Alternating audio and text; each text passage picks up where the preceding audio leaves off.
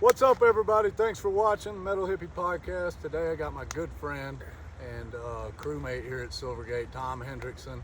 Got a lot of good stories. It's kind of been a shit show here today. The power went out, what time last night? About 5. Yeah, 5 last night, and we just got it on, I don't know, an hour ago. So we were going to have generators running in the background, but try to get us a nice little, best we could, podcast set up out here by Soda Butte. Got a Republic in the wall in the background, and yep, everybody's just getting their shit together now. The power's been out, and everybody's been running around crazy, and we're happy to get it back on. But Tom, so you live in SilverGate during the summers, you live in Powell, Wyoming in the winter. You've always lived in Wyoming, right? Lifelong Wyoming resident? I spent 9 years growing up in Alexandria, Minnesota. Okay. Went to high school in Buffalo, Wyoming. I got you. You lived in Powell how long? Oh gosh. Back since 97. So yeah. Oh wow. How long have you been coming up here to SilverGate? About 40 years. So you came up here as a kid, right? You told me that before. Right. All the roads were dirt? This was the Grizzly Highway back here behind us? From Dead Indian to US 212 was all gravel. Holy shit. Oh, that'd be even scarier of a drive. Yeah. Coming down the switchbacks. Yeah. So you and your dad, you told me before, used to watch the Grizzlies down here on the Bannock? For nightly entertainment, we used to pile into the Country Squire station wagon. Country Squire. Old Ford station wagon with a panel on the side. And drive down Monument to the Bannock and watch the Grizzlies. How many would you see? Oh, I don't know, 4 or 5. Yeah. Wow. Well, you know, I told you I seen one over here the other morning. Yeah. I got my first Grizzly story. I know you got a bunch. We'll get you to tell a couple, but I got my first one the other day. Jade was acting crazy inside the house, which she never does, and I don't know, it was about 5 o'clock, and I was finally like, God damn it, all right, let's get up, and let her out. And the puppies woke up and got the puppies out, and it was 6 o'clock by this time, and went to walk up to the coffee shop, and it was right there off Moose, probably 35 feet from me, and but she was scared. She saw Jade first, and I yelled at Jade, and snapped at her.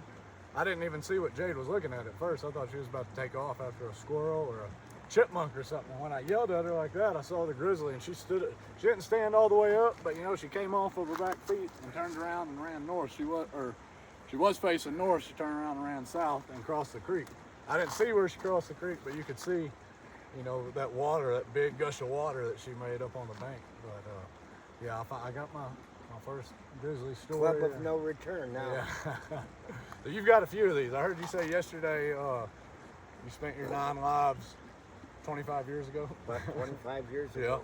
So how many close encounters with a grizzly bear or a black bear? How many bear encounters do you think you've had altogether? Probably 9. 9? Yeah. Pretty close. Right at it. Yeah. Pretty close. A lot younger, a lot thinner back then. Yeah. Well, I imagine that you'd have a couple coming up here since you were a kid. I've just been coming up here 4 years. When we were up here as a family, or as when my folks and I would come up, and Dad and I would go fly fishing down Soda Butte, but before all those cabins were there on the other side of the Grizzly, we never ran into a bear. We ran into a moose and calf one day, but never ran into any bears. So were you around whenever they'd feed the bears? They used to feed the bears in the park? They're like the dump? Yeah, we never went to the dump and to watch the bears. We would come into the campgrounds, I suppose around Pelican Valley, and or by the lake, and Mom would shoo the black bears off with pots and pans.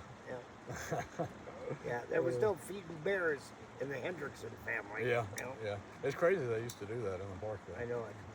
Here's Lori pulling up. She's probably going to say where the hell my chair and table go. That's probably right. Yeah. I thought you was going to go to Cody, actually, to get a motel room. Well, yeah. There was people talking about, cancellations or leaving town just because power, it'll usually go out around here, and we'll get it back on in a couple hours, but it was out all last night. Woke up, it was up this morning. Somebody talked to somebody at the power company, said it might be days, and so, but yeah, we got it back on. We're thankful. And this is our last day here. We're about to head to We're gonna start driving to Vegas tonight. Try to be there by lunch tomorrow. Eat lunch in Vegas tomorrow. So it's my last day here. The power goes out. Jamie's trying to get a day of work in, and it's just been kind of a shit show. But everybody's got their shit together now. Power's back on. Everybody's kosher, and generators are off. You don't hear that hum of the generators going. Right. Oh. Exactly. So how did you, Henry is the owner up here at SilverGate Lodging. When did you meet Henry coming up here? I met him when he first bought Whispering Pines over here. That was the first property he bought. And I always stayed in cabin number 4, the cabin with the boulder in front. Yeah, still there. Yep. You ain't moving it. used to come up and stay in that cabin before Henry bought the property. Yeah. So how long have you been coming up here when Henry bought the property?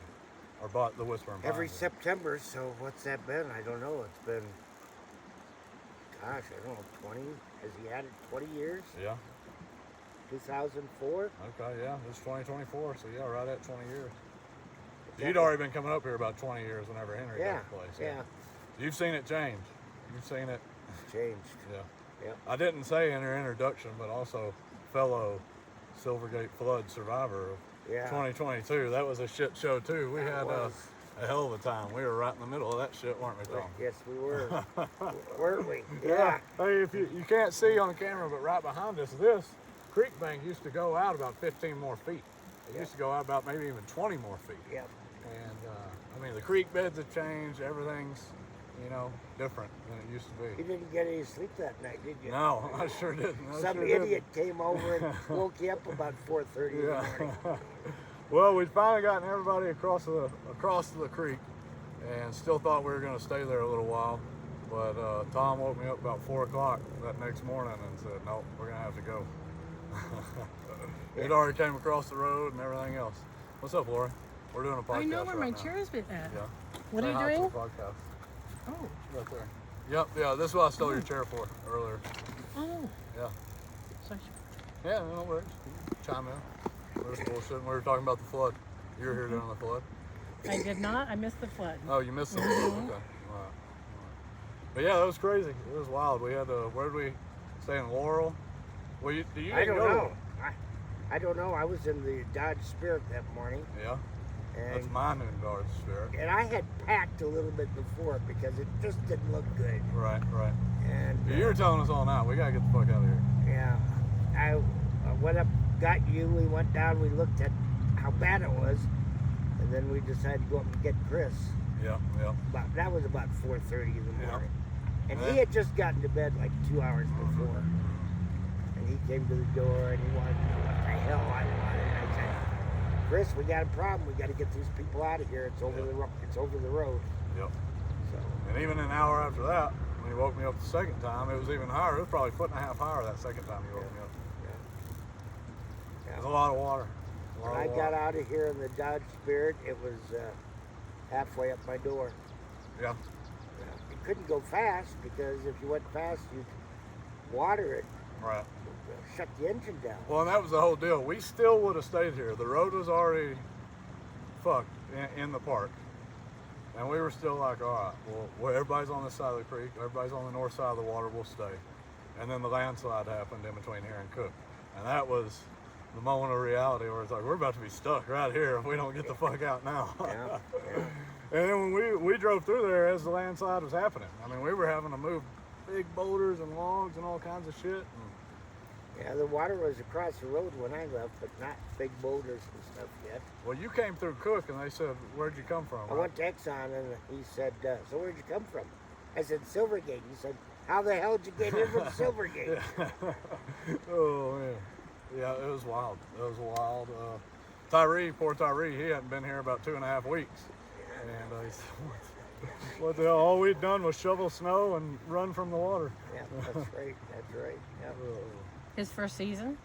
Yep. He hadn't been here 2 weeks. He'd moved from the range rider to the employee house and then moved right in this cabin by the water. The day he moved in, I think it was June 15th. June 12th. Right? June 13th is the morning the flood happened. Yeah, okay. Yeah. So that was the morning we were over there, though. Yep. Yeah. Over in the Range Rider. Yeah. So the 12th was the day of. In fact, we had 2 employees, 2 or 3, that had gone to Livingston. Livingston. Right. Yep. the day before, We're coming back. and they were trying to come back, and they couldn't get back because the road had washed out between Gardner and Mammoth. Yep. All that looks good now. Are they ever going to stop using the old Gardner Road? Is the new Gardner Road ever coming back, or do we have an old new road? You know, they had a big powwow this spring because of problems with the new road, and I don't know what they're going to do. Yeah, we'll see. I like that drive a lot better. It was a lot nicer driving to Gardner that last little stretch, by the water. Yeah. I don't know what they're going to do. You talk about getting out of here in the Dodge Spirit. I'm now the new proud owner You're of the proud owner of the Dodge. You bought the Dodge Spirit? Yeah, for $125. What are you going to do with that thing? I hope to keep it up here, and maybe I can, not during the summer, but if I want to fly up here, I don't have to rent a car. I can have something to just get me around SilverGate and Cook City. Nice. Well, what is that, a 90? 93. 93, the year after I was born. I think it's got 117,000 Wow. miles on it. Wow. You're 32? Yep. That's how old my youngest is. Yep. Yep. Proud new owner of it. I think Chris wants me to get it out of here, but I need it up here. It'd be nice. I might park it over at Jay Kirby's. Yeah, that might be a good idea. Yeah. Make Chris feel a whole lot better. Oh man. So what do you think out of your 9 grizzly encounters? Which one of your best ones? What's one of the closest calls or Well, I think the first two that happened, like the first month I was here. I think the third day I was with Dave Points, and we drove out to Mud Volcano was the boundary for that canyon, and we were just a little bit before Mud Volcano, and these 4 French people had gone out to take a picture of this grizzly. And it was on the second tier, and they had gone out. And if you get close to the bottom of the first tier, you can't see up there. Right.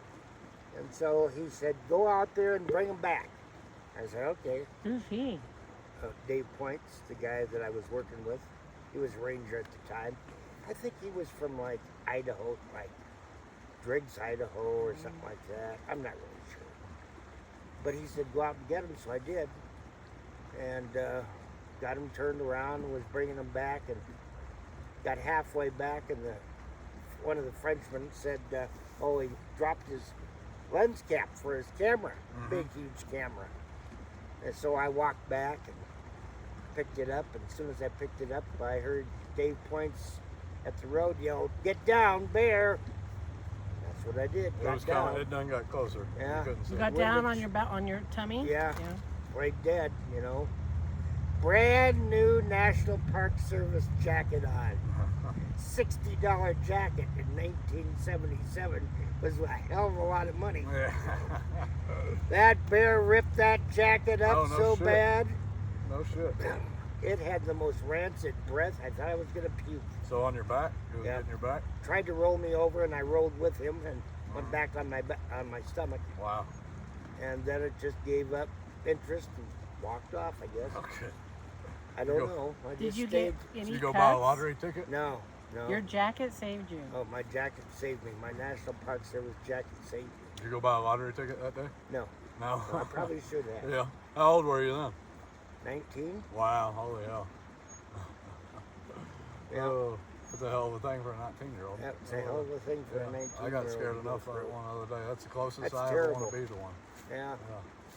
That was the first encounter you That ever was had? the first one. The second one was, I was supposed to, one day a week, I was supposed to check the trails in the area for maintenance and clear them of debris. So I had What area was it? In Canyon. Okay. So they dropped me off at the Cascade Lake Trailhead, and I had a Pulaski, an axe, and then a knapsack with lunch and stuff. And everybody had long sleeve shirts back then. Didn't have short sleeve or anything like that. And I was only going to be out for, 4 or 5 hours, so it was no big deal. Right. So they dropped me off, and I walked in, saw some bison, but no big deal. Walked to Cascade, Grebe, I think it's Wolf and Ice Lake, and then turned around and came back. And I was just getting to Grebe Lake, And I came around a bend, and there's a sow and two cubs of the year, coys they call them. And I just stopped dead in my tracks. She couldn't bend 50 feet away. Yeah. And I didn't know what to do, and I thought, geez, this is not good. With coys, I can't play dead. Right. That may not work. Yeah, she's gonna be so I started looking for trees. Yeah. Didn't know what to, and I found one behind me, and she went up on two legs.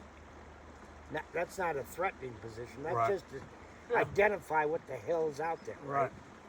And she came back down. She started to snap her jaws, and you could see the foam coming out. She was getting nervous and anxiety, and I thought, gosh, if she goes up one more time, gives me a break, I'm gonna climb that tree behind me as fast as I can go. Right.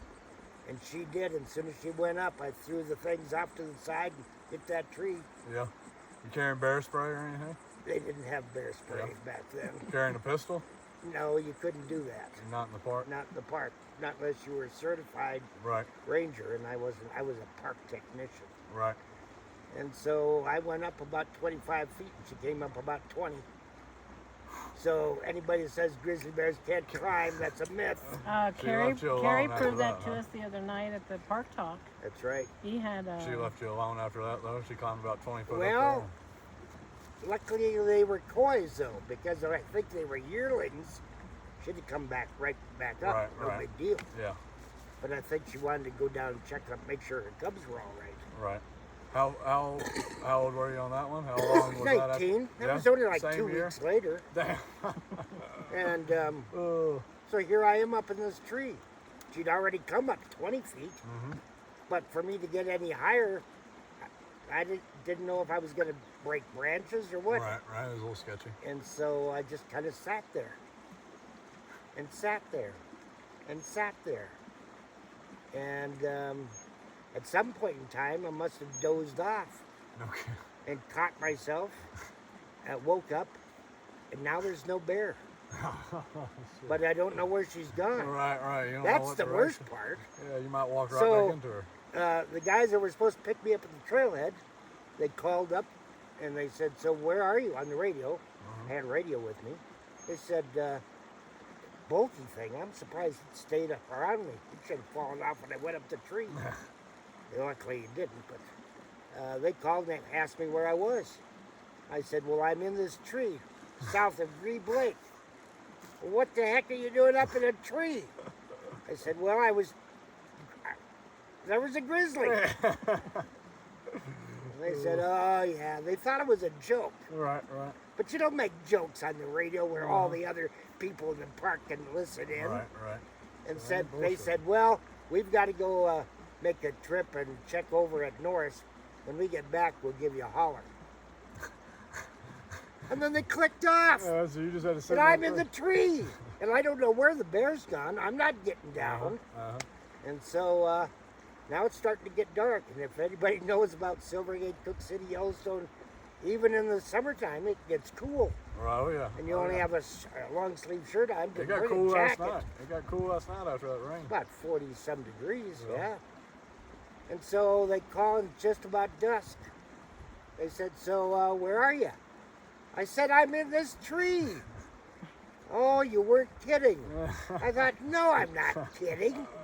They said, well, if you can get out of that tree, we'll start walking in. We'll meet you halfway. I thought for a moment. I didn't even think for a minute. I just said, okay, yeah. And they clicked off their transmission.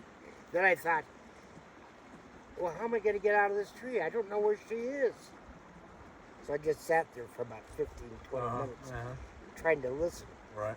First time I'd actually tried to listen. Didn't hear anything, so I slowly got out of the tree and scraped your arms and your shirt and got sap on it and everything, and get down and gather up my Pulaski and my axe and my knapsack that she didn't even touch. Right. And start walking. Walk about 10 feet, 10 steps, and stop and listen. Thought to myself, I can't keep doing this. I'll never get out of here. So I started singing the only song that came to my mind. What was that? Amazing Grace.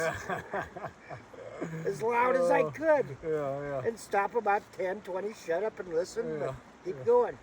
I don't think that was the first one. I think you picked one specific to get on the good side in case it came back and got you. You know, it's the first one that came to mind, you know, good or bad. So I finally met these guys just on the other side of Cascade Lake, and we walked out without any situation or whatever.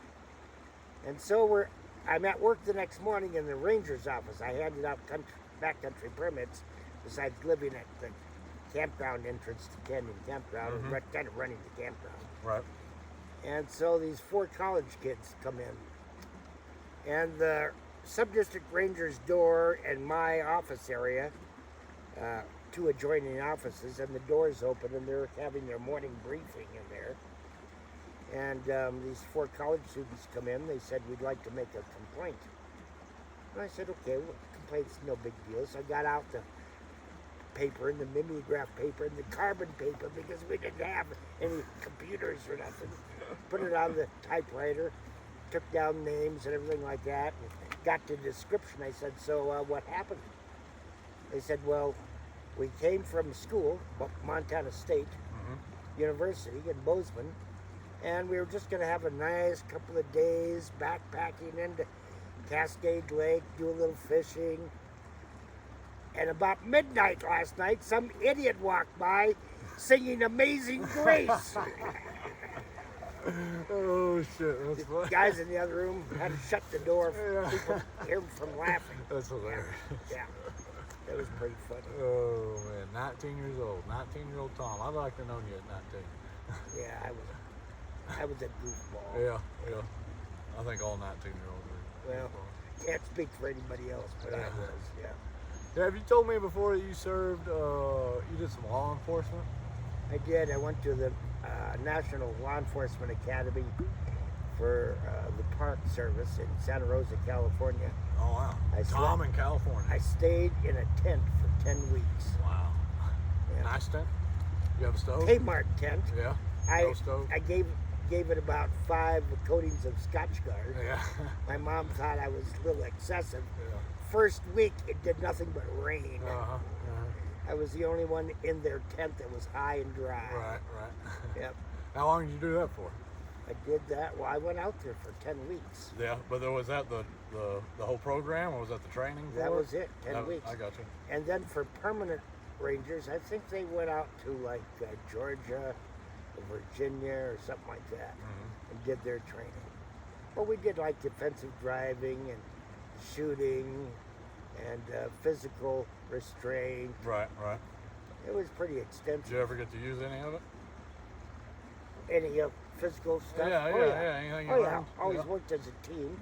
We did like vehicle pullovers and stuff, and how to park your car, and defensive driving on an oil skid, so it would accelerate the speed. So if you're going like 30 miles an hour, supposedly it was like driving at 60. Oh, wow.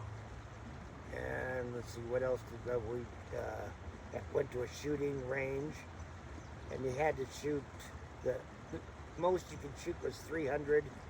The guy next to me who had been in the Air Force, and he worked at Sequoia National Park, he had a perfect 300. Nice. And you had to shoot a third of those shots with your weak hand. Oh, no kidding. Yeah. You would be amazed.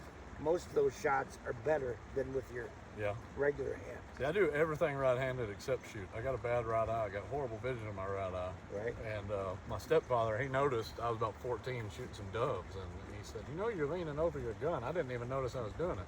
But I was leaning over so I could use my left eye. And I didn't even realize I was doing it. So after that, I started shooting left-handed. And that's the only thing I do left-handed. We did search and seizure.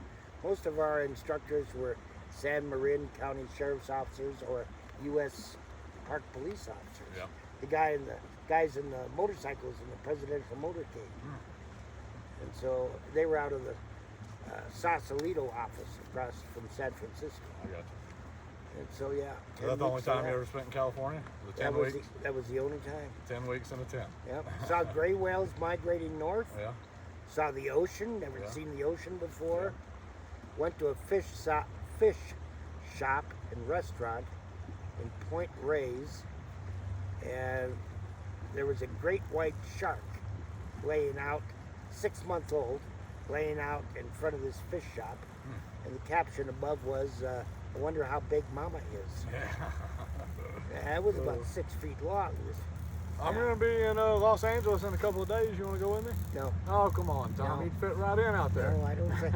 Bibs? Yeah, probably wouldn't work, would it, Lori?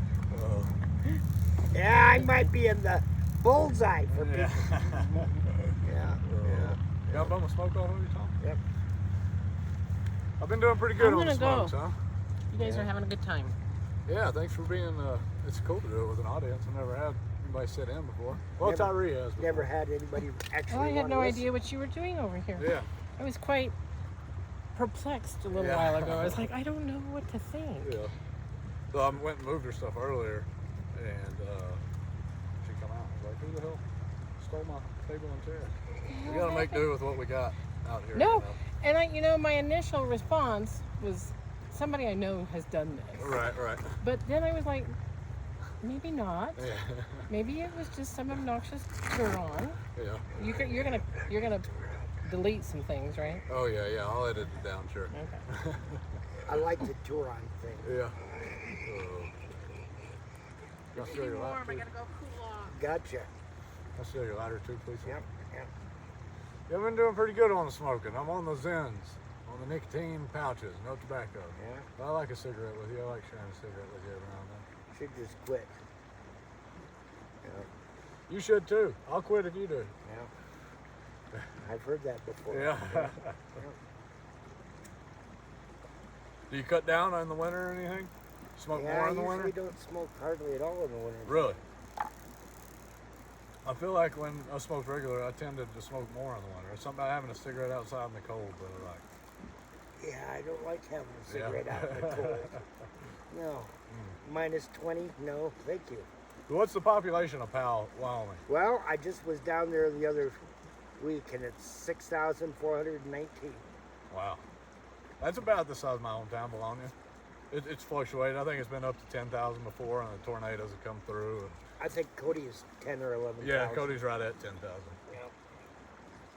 We went to Cody yesterday. It's a neat little town. We just wanted to go one more time before we headed out. I think we'll be back up here in October, but you'll be headed out by then, huh? You're gonna leave end of September, beginning of October sometime? Well, I hope to be here till about the 10th. Okay. Well, I might catch you again then. Yeah. Never come back. I'll probably be by myself. They'll probably fly me out, if I had to guess. Yeah. But, yep, man, hope to be out here for more time next year. You know, this is kind of the least amount of time we spent out here the past 4 years. Came out at the beginning of the season, been here for 3 weeks, and probably come out at the end of the season. But hope to be out here a little longer next year, soak it up a little more. You'll be this big electrical contractor. You won't have time to come. That's the thing. I gotta get the electrical shit going back on, which it's going good. But I can't complain. I've made good money since I've been back home. So I've got this new 2002 Chevy Trailblazer. Yeah, that's why you sold me the car. I might be able to slip down and see people now. Yeah, because you got family down in Arkansas. I have a niece that lives in Little Rock. Yeah. She's like the co-manager for the Country Club of Arkansas, north of Little Rock. Yeah. I'm surprised how many people just in the 2.5, 3 weeks I've been here, how many Arkansans I've seen come through. And specifically from Conway, Faulkner Yeah, County. nearby. Yeah. Hell, we went to Cody because we drove up here on a low tire. So, I don't know, the second or third day we were up here, we drove to Cody, get a tire, and bullshitted around, got our groceries, and the guy, the mechanic in the tire shop, he come back around, he says, is that your car? And he saw my address. He said, Lower Ridge. He said, I grew up on, or didn't grow up, but he lived on Sunny Gap, which is just one road over from me. I mean, we were neighbors. Yeah. Man, small world. You run into a lot of Arkansans up there. Yeah. You went to Arkansas one time. Yeah, we went on my honeymoon when I was married. We went down to Eureka Springs. Beautiful part of the state. Her best friend's parents owned the Island Motel. Okay. Yeah, it was an eye-opening experience. Yeah. You can share that story if you want. Well, we drove through southern Missouri, and there were black folks everywhere. And didn't think anything of it. And went into northern Arkansas, not one black person anywhere. Right. Well, I thought that was kind of odd to begin with. We drove into town, and at the post office was the Arkansas state flag and the stars and bars. Yeah. There was no United States flag. Yeah, they still fly. I didn't say anything to my wife at the time, but I thought, we're in trouble. Yeah. We're in a foreign country. You still see the rebel flags everywhere. You still see them everywhere down there. That's how we know we're getting closer to home. Oh. Whenever we drive from here to back home, we know. We start seeing the rebel flags and all that good stuff. Well, don't drive south of Powell. There's a few people down there with stars and bars. Yeah. Yep. But they live in the north. Yeah. They're on the winning side. Yeah. Yeah. Well, I don't think Wyoming was in that tussle. I don't even think we existed back then. Right. Yeah, so then we had a pretty good time. We took I helped Terry's best friend's father take a boat motor into, I want to say Fayetteville, but maybe that's not right. Anyway, so Fayetteville's not far from Eureka. so we drove down and gave it to the mechanic or whatever, the boat dealership, boat motor place. And we were driving back, and he pulls over at this, looks like a family drive-in. Right. And he knows he's this black family, and they welcomed him. Larry, come on in, we're serving lunch. They had ham and bean soup and fresh cornbread. Oh my gosh. Good. It was good. It was good. And cornbread with grit to it. Oh, yeah. Not this yellow cake that Northerners make. Yeah. And it was pie-shaped. Yeah. It'd been made in a cast iron skillet. Right. That's the And best way so to do it. we finished that up, and we were about ready to go, paid our bill, about ready to go. And the big gal, she said, oh, you can't leave now. We've got fresh peach cobbler coming out of the oven with homemade vanilla ice cream. Oh, man. Oh, we sat and had that. I thought I had died and gone to heaven. I guarantee it. Yeah. One night, though, we were sitting out in front of this, it was like a spaghetti factory place. Yeah. Great pasta, great sauce, great meatballs. And they were having a Halloween party across the street. Yeah, in the white Hoods, sheets. burning crosses. And what time of the year was this? It was in June. Yeah. I thought, geez, aren't we past this yet? No, there's still a lot of those people back in Arkansas that aren't past that shit. But Oh my gosh. yeah, that's a thing in the South that's always been prevalent. I've seen it in my lifetime. I don't remember this specifically, but in my lifetime, I know because I think it was '96. There was a Adopt a Highway by your local KKK chapter in our town, in our little bitty Bologna town. Yeah. I think they eventually took it down because people were just dumping trash at it. I think that when we went down, it was like 82. Yeah, I just couldn't believe that was still going on. Yeah. Had no idea. Yeah. Anyway, we had a good time down there. Other than that, bad Awfully impression. humid though. Yeah, oh my fuck, gosh. it's humid. That's one thing right now I'm not missing. It is. What's today? August 5th. 5th? Yeah, I know. I don't know. I haven't looked at the temperature in Arkansas today, but I know it's hot. Yeah. Oh, it's hot. We got a flood right before. A flash flood. The day before we came. It was unbelievable. I felt like I was up here fighting for it. Still pretty green up here. Yeah, sure enough. Can't see it on Fires camera. all around us up in Montana And California too. Canada, Oregon, California, but nothing here. Yeah. They were concerned about the fires, knock on wood. Yeah. I know they were concerned about them because they got such little snow this year. They had like the lightest snow year they'd had in a while. Tyree stayed up here last winter, so he's official mountain man. Yeah. That's what I'm going to put as the title, Mountain Man Thomas Hendrixson. Oh my God. Yeah. No beard. Grizzly man. No beard this year. Yeah, no beard. It's a weird kind of year, huh? Yep. Yeah. How was your hike this morning? Someone else came up. I didn't get to go. But Nice. Oh. Where'd you go to? I didn't. I was supposed to go to you Lady, didn't. but yeah, something came up. But we're gonna go. We will. Nice. Yeah. How was your day? Good so far. Nice. Power's back on. The power was out forever, so. I know. That'll make everybody happy. I know. It really does. Take care. Yeah, All you right. as well. We got a couple of audience members for our podcast here. Yeah. We are right in the middle of the walking path. Yeah, we are right through the walking path. We're right. Yep. Oh, man. Yeah. What keeps you coming up here? I know I love it. I've been coming up here 4 years, and just the people. That's my number one thing I always tell people. The people, the country. I mean, you walk outside your front door, and Yeah, it's beautiful. Silvergate- Arkansas's got beautiful scenery, but you got to drive to see it, where I'm at anyway. Yeah, SilverGate is just a special place. I mean, the people that live up here treat each other with respect.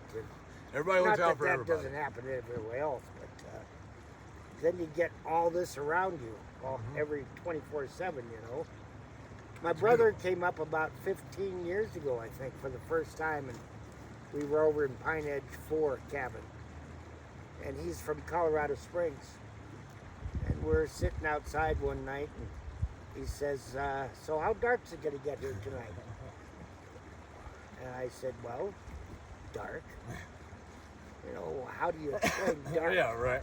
So Real I said, dark. well, really, how dark? So I said, well, go inside, turn the cabin lights off, come out here and sit down and we'll talk about it. And he was smoking a cigar and we were drinking a Bailey's. He walked in, turned the cabin light off, came out, and took a puff of a cigar, and he said, so? I said, so put your cigar down. So he did. I said, close your eyes, put your hands in front of your face. That's how dark it's going to get tonight. And then we were talking a little bit, and we'd heard some coyotes not too far off in the distance. I said to him, I said, shh, listen. He said, what? I said, shh, listen. He said, I can't hear anything. I said, exactly. Yeah. It is awfully quiet, a weird, different kind of quiet out here, especially after some snow falls. Yeah. I notice I've got tetanitis. Is that what it is when your ears are ringing? Oh, yeah. And I notice it more up here because it is so quiet. I notice it more up here than I do back home. You know, when your ears are ringing, they say that's when people are talking about you. Well, shit, mine are always ringing. So, yeah, I really didn't even notice that until my first year up here. I noticed how bad I had it. But I've always had ear problems. Well, it's easy to get to sleep up here. Yeah. 7,389 feet above sea level. Yeah, hell yeah. Sleep like a baby. Usually tourists hit that pillow and no humidity. no humidity, and they're out. Yep. Yeah, it cools off in the evening, and even on the hottest days, it cools off. Oh yeah, in the hottest day here is probably the coolest day of summer back in Arkansas. Yeah. But yeah, it's nice. Everybody looks out for everybody. Everybody does that everywhere. I feel like even people do that back home. You know, we've been through tornadoes back home and you see it, but here we have, a couple hundred people? Yeah. At peak summer, population of a couple hundred people. Yep. So everybody literally knows everybody. Everybody counts on everybody, you know. Everybody has their own niches that they're good at and can help their neighbors out with. Right. Yep. Somebody's doing a grocery run. The closest grocery store is in Cody, the Walmart. Or Gardner, the Gardner market. So if one person's going, you better not tell anybody because they'll send you with their list and their mama's list and their neighbor's list. That's right. But I like that. I like that about up here. It's nice. It's nice. It's good. It feels good to be counted on. By people. Yep. And people appreciate it. They really appreciate it. Right. Because if you don't do it for them, well, then they're fucked. Nobody can. If it's your specific thing. Right. So people count on you. Right. Yeah, if somebody asks you for something, you jump up and do it because you never know when you're going to be a person in need. Yeah, exactly. So, yeah. And back home, if somebody asks you for something, you might you might be able to hide from them a little bit. You can't hide from anybody up here. Yeah, where are you going to go? Climb a tree. Yeah, like you did that bear. I'm hearing you sing Amazing Grace. That's fun. I've never heard that story. I haven't heard that one. Yeah. So what's the last bear encounter you had? Oh, well, I didn't encounter a bear, but maybe about, that was this spring, so it was like the end of May, and it just rained, and I was going to go down the Bannock and check Israel's cabin. Mr. Ted? Yeah, he was a great guy. Yeah, rest in peace, Mr. Ted. Shout out Ted Israel. And it had just rained, so I took my walking stick and started down the Bannock, and I got just past Tapchuk's cabin. Yeah. And cut grizzly tracks walking across the road with no water in them. Oh, well. And I turned around and came back. Yeah. That was as close as you want to be to it. That's it. Yeah. I've had my encounters. I don't need any more. Like you said, you burnt your 9 lives. Right. Yeah. Oh, yeah. And of course, didn't have any bear spray. Yeah. So what do you think? You think it's better to, if you're in backcountry, you're not in the park, think it's better to carry bear spray, a pistol, or both, or neither? Well, I would say maybe both if you're not in the park. Right. But you can't rely on that pistol. Yeah. I know I've got friends that are confident. They say they're good at shooting. They kill it and everything. But number one, you get that adrenaline rush. Yeah. And Oh yeah, you get adrenaline rush shooting a deer. And adrenaline rush does stupid things to people. And it's not, usually the ground isn't level. It's up and down in gullies. And so the bear is, you know, all over the place. Right. Boy, if you have a pistol or a rifle or something, you have to put that bear down. Right. Bear spray, all you have to do is come close. Yeah. You can count on the bear spray. Yeah. Well, they say 97% of the time. Yeah. I think I'd rather do that. Take my chances. Yeah, for sure. I've always carried both in backcountry. Just you never know what's going to happen. You know, you never know what scenario it's going to be. Right. You know. Right. You might waste your can of bear spray on it and it's still coming. You know. I just like to have both. I like to have both. Yep. You know, a little peace of mind. I tell you, the other morning I didn't have nothing. I had 2 puppies. Jade, not a bear spray. I was barefoot. You're a one lucky boy. Yeah. Oh man, I was my adrenaline was going off that. I'm wondering if that wasn't a sub-adult. Yeah. Like it was teenage bear or something. I could, you know, a couple people asked me. I couldn't give a guess on the weight of it, but I just know it was big.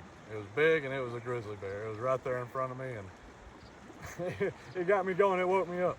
I didn't need coffee. Bears look a whole lot bigger up close. Hell yeah, they do. I've only ever really seen a grizzly from a car, you know, driving through the park. And I mean, it was I don't know what you call it, not a good experience, but it was, I appreciated it either way. I was glad it turned out the way I did. I'm glad I got to see it, but I'm glad it turned and ran south. Right. You know, I don't know what I've done. I'd have been climbing a tree or you singing Amazing you Grace. could have had dogs everywhere. Yeah. The 2 puppies never saw it. 2 puppies never knew it was there, but Jade did. Jade saw it before I did. And I was lucky situation. Didn't have any of the dogs on leashes either.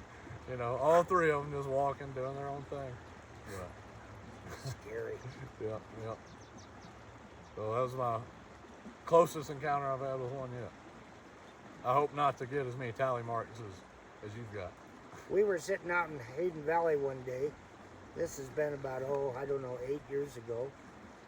I had some good friends from Ottumwa, Iowa, Bartons, Jim and Dwellin, and we were out in Lamar watching the wolves, and the cars had split the pack on either side of the road, and of course they were trying to cross and all the traffic, and they were having a hard time, and we're sitting up on a hill behind so we could see everything that's going on. Right.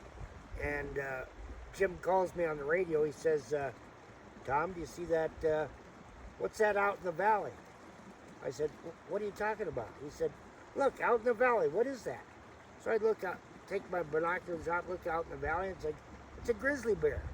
And it's running like full bore. No shit.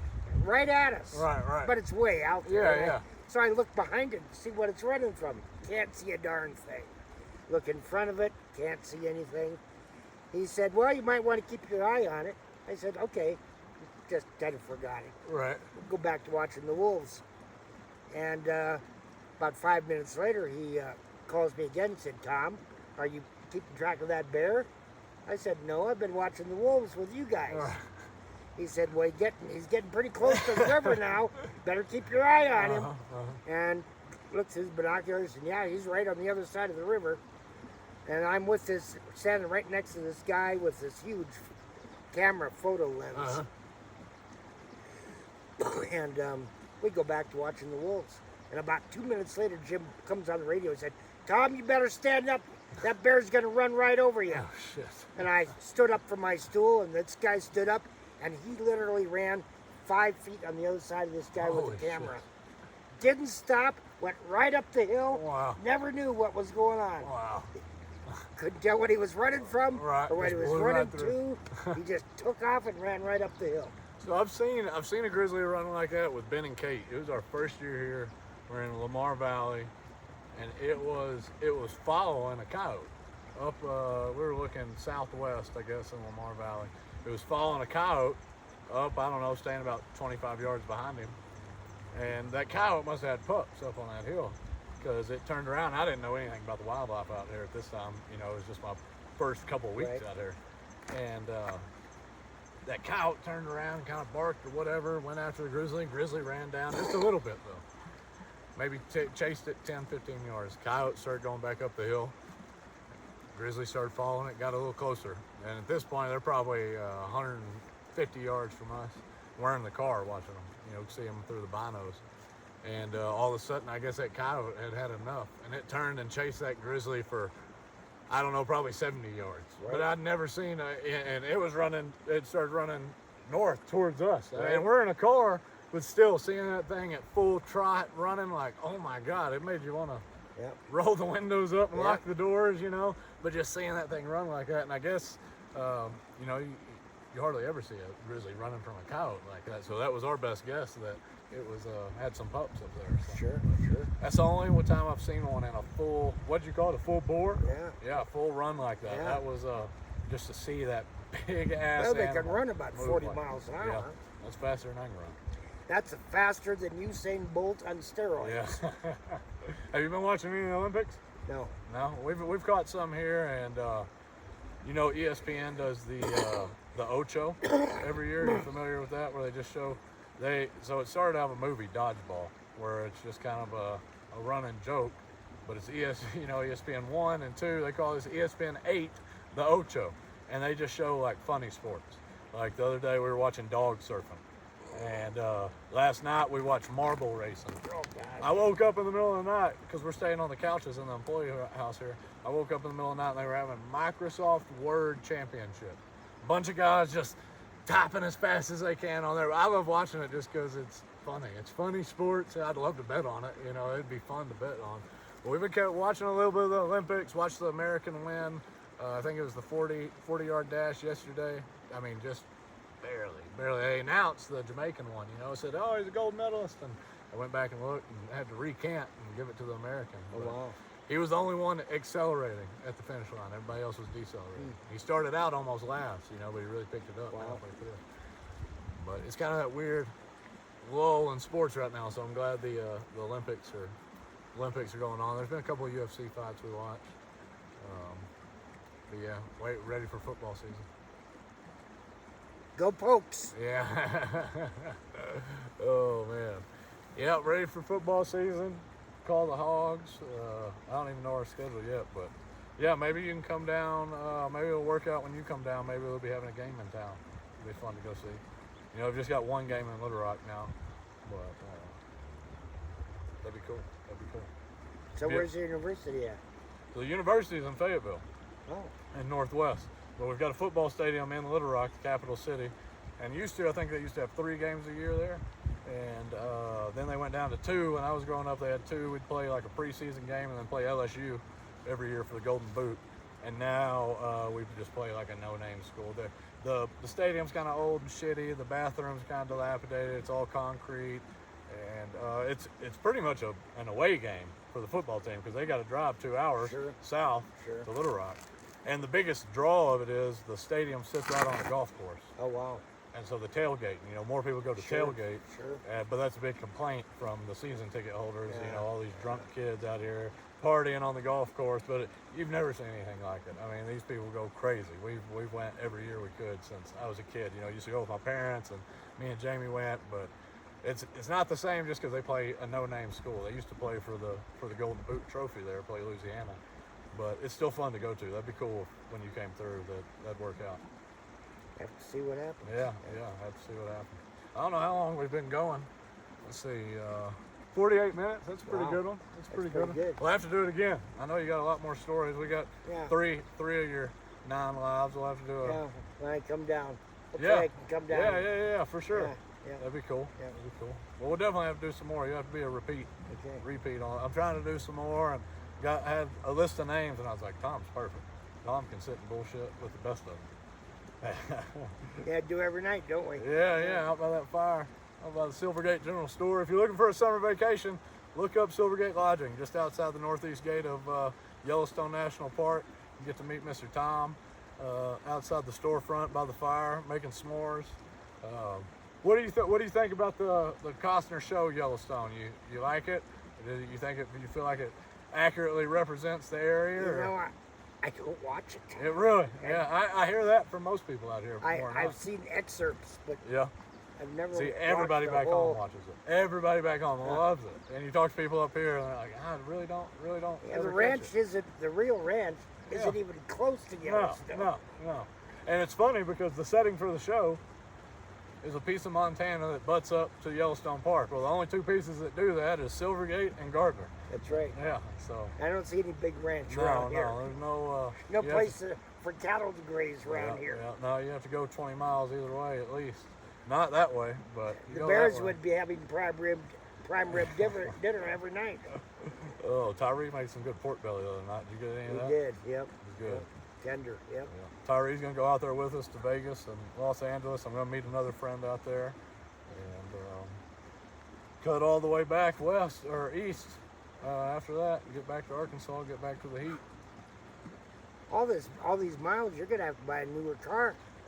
We're at like 130, I think. We bought it brand new in 2019.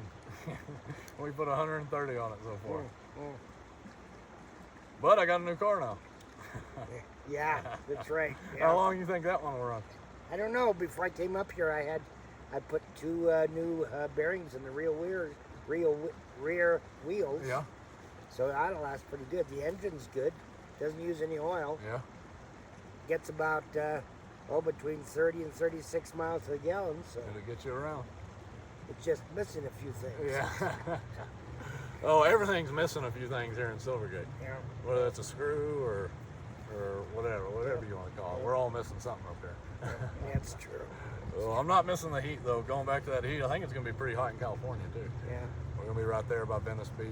So probably hit up the beach, see all the sights. Then we're gonna do the Hollywood sign hike up behind that thing, look at the city.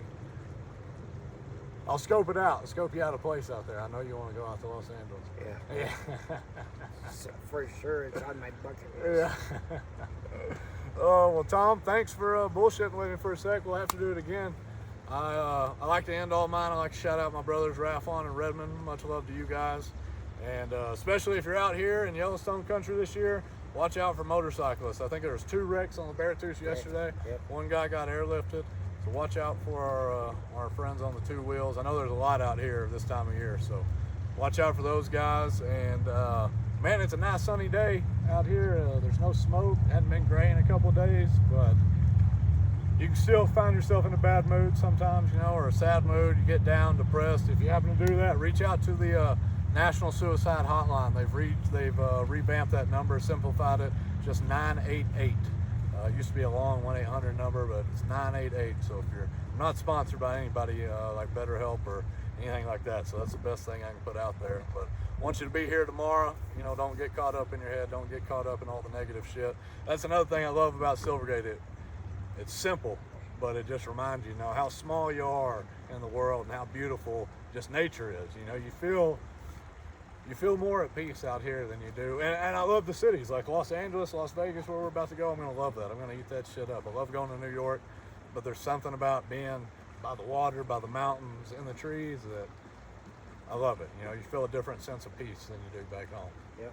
Is it the same for you, even at Powell? I mean, Powell's pretty country. Wyoming's pretty country everywhere, but it's not Silvergate. Yeah, it's not Silvergate. It's not Silvergate. Yeah, lots of good folks down there, but it's just not Silvergate. We can thank those entrepreneurs back in the 1940s for that. Huh? Yep. Well, thank you guys for watching. We'll catch you next time. I might do one while we're in Vegas or California, but yeah, thanks for watching. Thanks for being here, Tom. I'll shake your hand because I know you don't like the fist bumps. But Heck with the fist bump. Yeah.